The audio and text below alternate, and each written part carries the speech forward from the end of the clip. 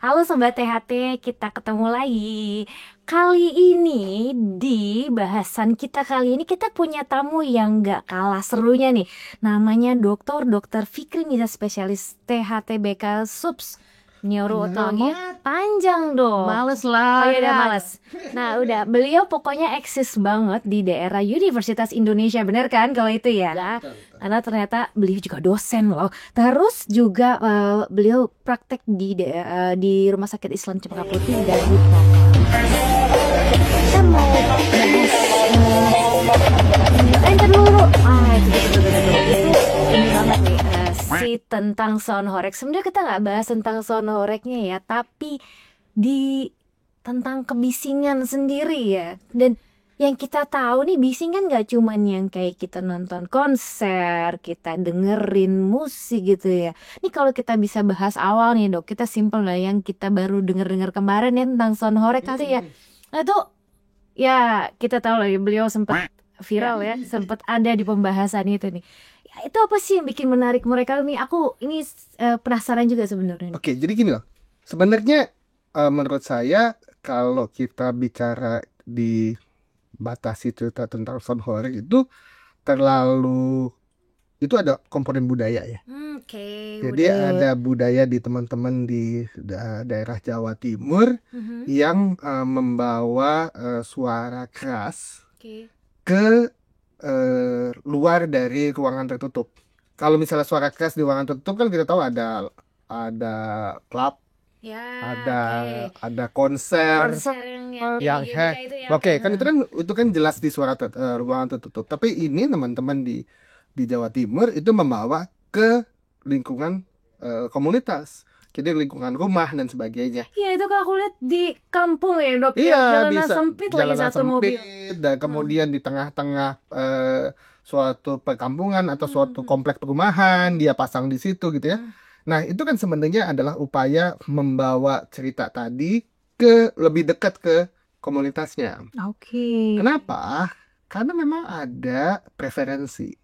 Nah, itu yang sebenarnya kita tuh harus ketika kita sebagai seorang medis membahas tentang suatu fenomena, sangat bijak ketika kita bertanya kenapa orang melakukan hal tersebut. Oh. Gitu. Jadi kita nggak boleh bicara, kita tidak bisa hanya bicara benefit dan bahaya, tapi sebenarnya harus lebih dalam dari cerita itu adalah kita bicara kenapa orang mengerjakan hal tersebut. Oke. Itu dari apakah nah tadi kalau kita sempat dengar tadi lagu soundtracknya tuh kayak ada kayak bunyi gitu. Apakah itu sebenarnya yang kita cari gitu ya dok? Jadi gini, sebenarnya telinga kita itu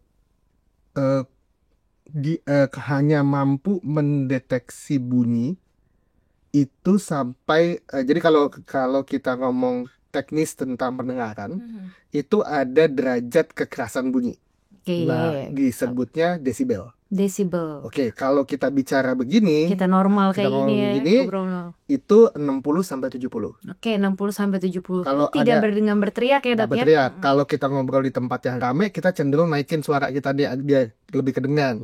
Itu 80. Oke, 8. Kalau ibu di rumah marah sama anak? Nah, itu tergantung jarak. Oke, nah ada ambang di mana suara itu tidak lagi ditransmisi oleh rumah siput kita menjadi listrik ke otak. Oke. Itu adalah ambang 100. Oke. Di atas kekuatan suara itu, yang naik ke otak kita tuh sebenarnya adalah rangsang nyeri. Oke, rangsang nyeri ini akan diterjemahkan oleh otak. Pilihannya 2, fight or flight. Oke. Fight or flight ini yang keluar adalah hormon adrenalin. Jadi denyut nadinya naik, tekanan darahnya naik gitu ya. Oke. Terus kenapa kok orang suka? Karena sebenarnya ketika tadi kita dengar suara model musiknya yang didapatkan oleh seseorang yang mengikuti kegiatan ini tidak hanya informasi suara. Oke, tadi yang dokter bilang. Jadi ada 2 lagi informasi yang naik ke otak. Yang pertama adalah informasi keseimbangan atau kalau bahasa medisnya vestibuler. Oke. Yang kedua adalah informasi taktil. Kenapa? Karena suara tadi tuh dikeluarkan lewat subwoofer yang ditempel di lantai. Jadi seperti lantainya ikut bergerak. Oke. Karena kalau kita ke tempat konser mungkin atau DJ ya, Ya. ini yang saya tahu memang bawahnya nggak ada ya dok Ya. ya. Itu cuman bener-bener Suara. speaker dimanapun di ruangan tertutup. Oke, tapi kalau di Soundhorek ini Dia dia taruh subwoofer di lantai. Dia taruh subwoofer mendekati lantai. gempa lokal gitu ya. Gempa lokal. Oke. Energi suara di atas 100 dB itu dia akan menggerakkan sistem keseimbangan kita. Tapi bedanya bukan sistem keseimbangan yang bikin puyeng terus habis itu muntah. Jadi keseimbangan kita tuh ada dua. Ada yang keseimbangan yang goyangnya maju mundur begini. Ada goyangnya yang muter tuh. Yang nggak enak yang goyang muter. Yang kalau kita Dizzy, bilang vertigo gitu ya. Oke, ya. Itu nggak enak. Kenapa? Karena itu muntah. Tapi kalau ini yang digerakkan adalah gerakan maju mundur atas bawah. Jadi orangnya ikut joget.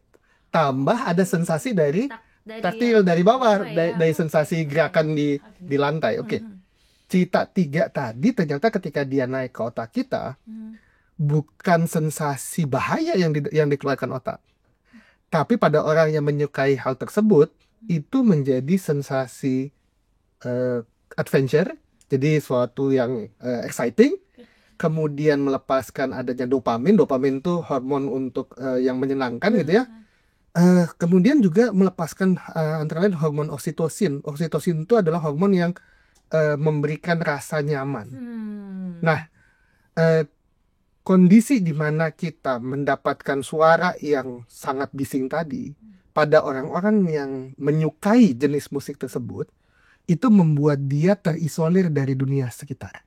Oke. Sehingga dia menjadi merasa bahwa dia hidup dalam dunianya sendiri.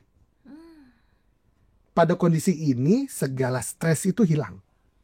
Jadi itu stress release. Jadi ada memang, nah yang jadi repot adalah begitu sensasi ini hilang, sebagian besar akan diikuti oleh gejala cemas.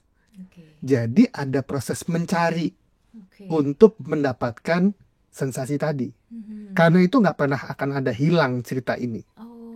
Kenapa? Karena ada orang-orang yang punya preferensi terhadap musik-musik tersebut yang bukan menjadi keluhan terganggu, tapi justru menjadi keluhan, menjadi rasa nyaman, rasa senang ketika dia terpapar oleh jenis musik seperti ini. Oke. Itu saya ngambil contoh nih dok, aku ngambil contoh di kita nih, ya bukan kita sih ya, mungkin teman-teman yang udah lama dulu yang suka clubbing apa kayak gitu, mungkin mereka termasuk yang cari terus tiap malam nyari terus, tapi kan itu konteksnya mereka di ruangan tertutup. Betul. Jadi ya sebenarnya dibilang safety untuk environment yang lain lebih ini ya. Tapi kalau ini yang kita ini kan oke. Kita punya sebenarnya bukan hanya cerita Soundhorek. Soundhorek ini menjadi suatu yang fenomenal karena output energi yang dilepasin sama speaker tadi itu 135 dB. Artinya lebih keras dari suara pesawat take off. Wow. Lebih keras dari mesin pemasang paku bumi. Oke, itu jam itu cuman 110. Soundhorek itu melepaskan suara 135 dB. Dan menurut pengusahanya itu direkam 10 meter dari speaker. Jadi yang dilepaskan oleh speaker mungkin lebih kencang lagi dari itu. Ini benar-benar bahasan yang menarik ya, karena fenomenal itu dan kondisi itu dirasakan di lingkungan pemukiman yang bukan tadi kayak paku bumi ya, itu adalah orang bikin jalan gitu, bikin jalan tol gitu. Kalau bikin pesawat tempur ya itu di bandara, gitu memang dan tepatnya. ada jarak aman antara pemukiman dengan landasan udara kan. Bahkan banyak penelitian yang hari ini menyatakan bahwa anak-anak yang tinggal di lingkungan bandara itu punya kemampuan kognitif yang lebih rendah karena daily exposure terhadap bising. Oke, ini buat insight banget ya buat teman-teman THT, terutama buat teman-teman kita yang tinggal di Betul. lingkungan bandara nih. Tadi Dokter Fikri Ya, bilang jadi kalau kontrol suaranya itu tidak baik, maka anak-anak ini ada banyak penelitian yang mendapatkan bahwa kemampuan membaca itu terlambat 3 bulan dibandingkan dengan anak yang seharusnya usia dia. Beban kognitif untuk belajar itu lebih berat dibandingkan kondisi di mana anak tidak terpajan bising di lingkungannya. Jadi banyak penelitian-penelitian hari ini bercerita efek bising bukan hanya bukan hanya pendengaran, tapi justru pada non auditory system. Contohnya tadi kognitif, contohnya misalnya pada orang tua hipertensi, gitu ya. Jadi kalau misalnya kemarin kita sempat dapat cerita ada orang yang meninggal ketika nonton Sonhorek, itu bayangkan bahwa karena tadi tuh ada sensasi-sensasi tadi tuh, itu tuh dalam waktu singkat itu tekanan darahnya bisa naik, nadinya dia makin kenceng. Kalau itu dikerjain 7-8 jam straight, seperti Anda ikut senam yang terus menerus dipaksa organ jantungnya bekerja selama 7-8 jam.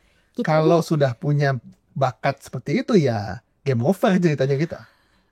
Kita aja disuruh olahraga sejam aja kadang udahan gitu kan ya. Udahan lama lagi nih. Ya, ini jantung yang dipaksa bekerja dengan kecepatan tinggi selama 7-8 jam. Wow. Karena kemarin tuh teman pengusahanya bilang sekali show itu mereka 7-8 jam. Jadi kalau misalnya ada orang di rumah yang berada di lingkungan tersebut, kan dia nggak bisa milih. Benar. Gitu kan, maksudnya dia rumahnya di situ gitu loh. Kemudian lokasi tempat penyelenggaraan kegiatannya di situ juga. Oke, nih beda dengan kalau kita nonton konser nih. Iya, betul. Kalau nonton konser lu capek, lu keluar. Iya, kita bisa out ya dari lingkungan. Soalnya kita nggak mau berdiri di depan Iya, speakernya gitu ya. betul kan? Tapi kalau misalnya orang yang ada di lingkungan tersebut mau nggak mau dia harus terpajan.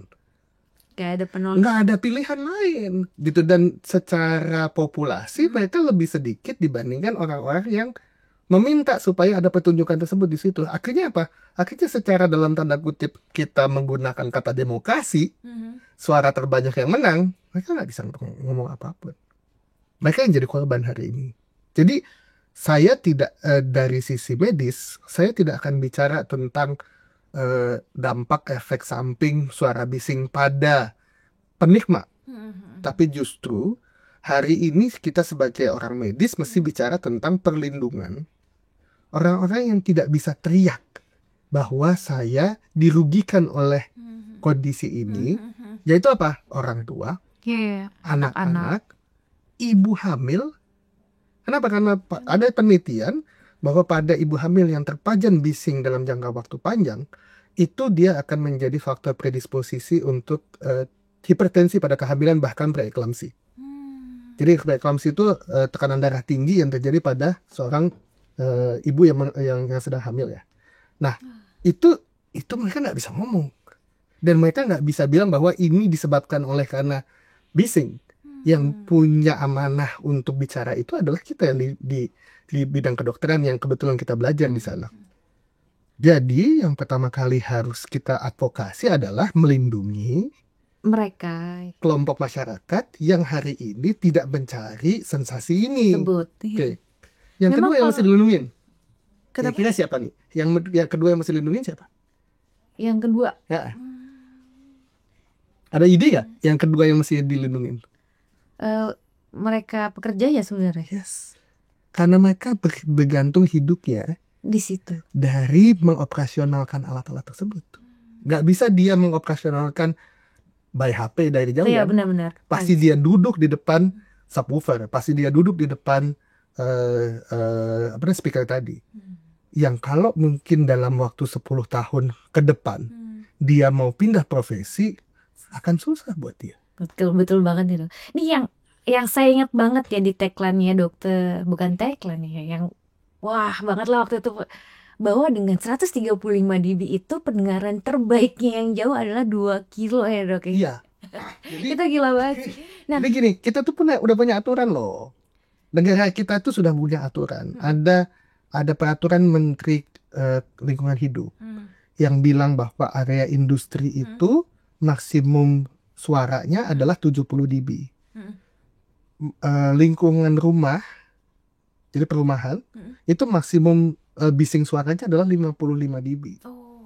Dari angka itulah keluar quote saya bahwa 2 kilo gitu saya bilang dari itu. Betul. Karena untuk mengurangi efek suara yang keluar 135 dB dibutuhkan jarak 2 kilo dari lingkungan perumahan supaya dia bisa nyampe ke ambang 70 dB bukan ke ambang 55. Itu pun ya, Dok, ya. artinya kalau ada orang tidur di situ Pasti tetap akan bangun, pasti akan annoy. Tapi paling tidak efek-efek samping yang tadi yang cerita tentang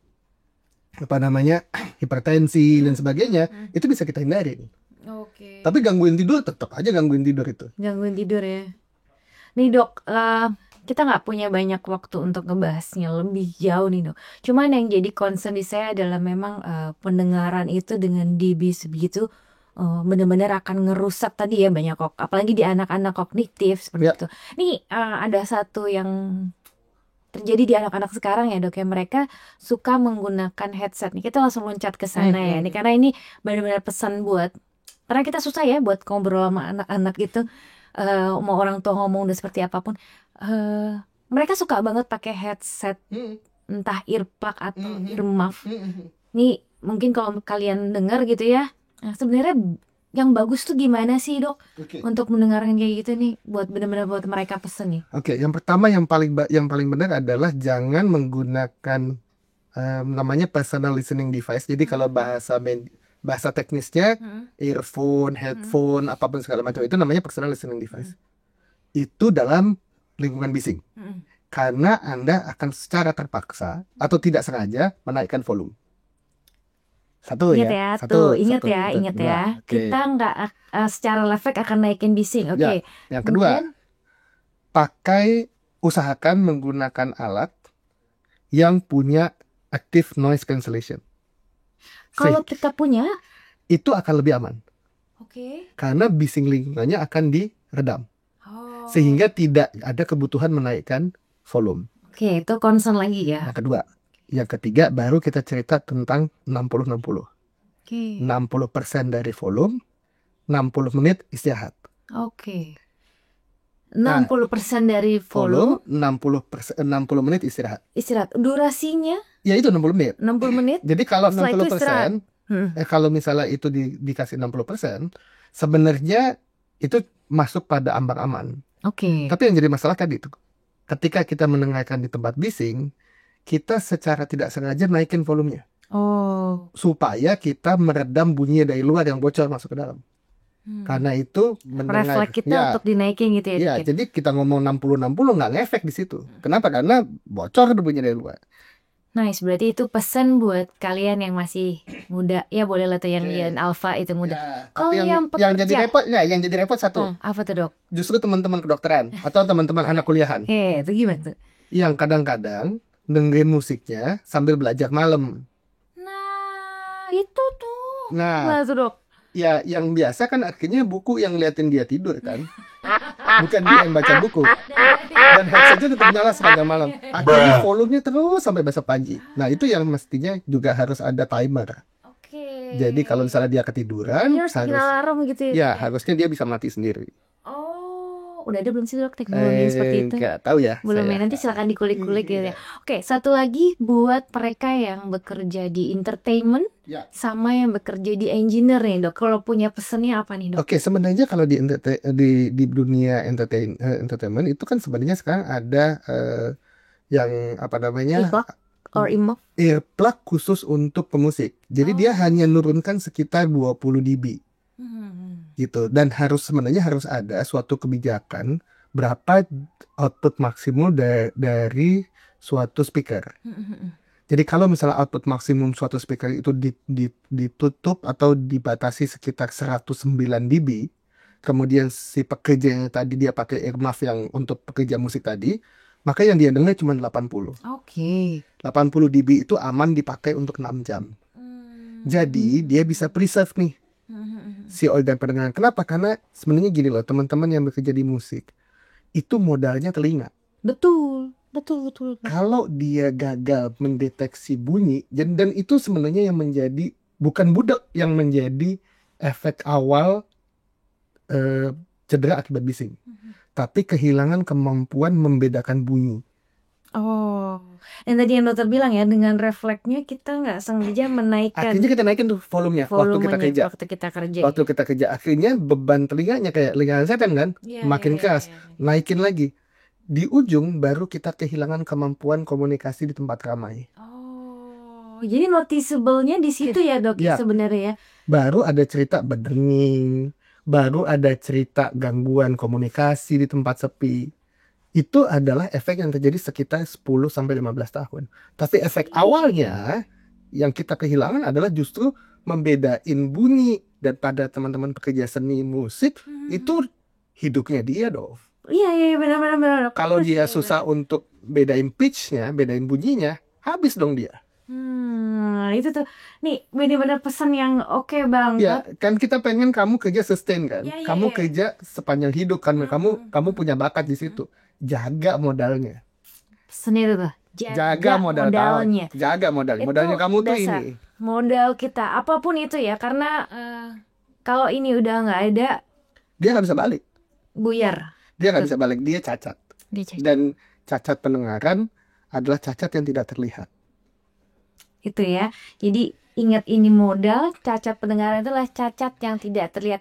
Ini seru banget pembahasannya, kayaknya nggak bisa satu episode nih. Mungkin nanti kita bisa nih bahas lagi di episode berikutnya. Cuman untuk yang penasaran sama Dr. Fikri Mirza, nanti boleh cari ya di internet, kita dan diskusi lebih banyak lagi. Bisa diskusi lebih banyak lagi.